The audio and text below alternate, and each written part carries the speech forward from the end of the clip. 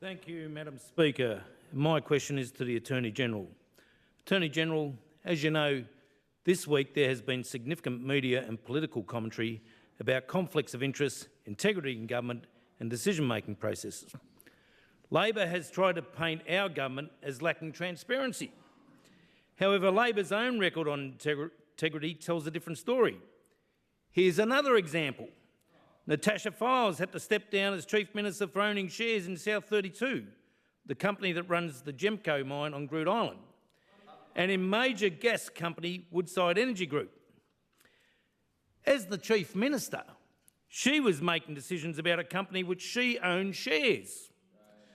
Attorney-General, isn't it a bit rich that Labor question our integrity knowing they don't practice what they preach? Attorney-General. Madam Speaker, and thank you to the member for Karama, because this is a great question. This is an example of the ultimate hypocrisy.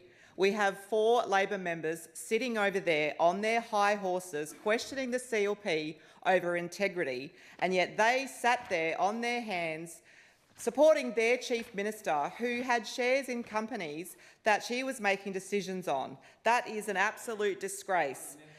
The former Labor government's legacy is a government of chaos, corruption and cover-ups, and that's exactly what they did for the last 4 years. And Natasha Fyles was the queen of cover-ups, with the 4 of you over there sitting, looking at us, acting like we have no integrity, where it was you and your government who covered up every step of the way. Why did you not come clean on the ICAC report that I have tabled here today? Why didn't Natasha Fyles say anything? Because you wanted to cover everything up, and it is an absolute disgrace. Minister, talk to me. Thank you, Madam Speaker.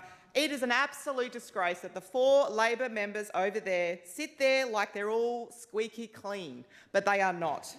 They all knew what was going on, and they didn't do anything about it because they're all a bunch of hypocrites, and in fact they have no credibility.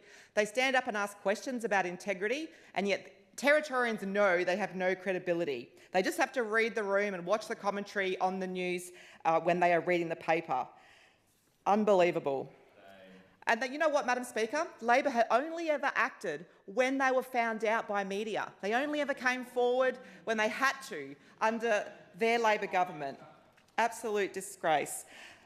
The Leader of the Opposition, Madam Speaker, I want to ask her, through you, when the Leader of the Opposition's constituents on Groote Island complained about their health concerns of the mine, why did you say nothing about that? You literally backed in your Chief Minister, said nothing because you knew that she owned shares in the mine. Absolute disgrace.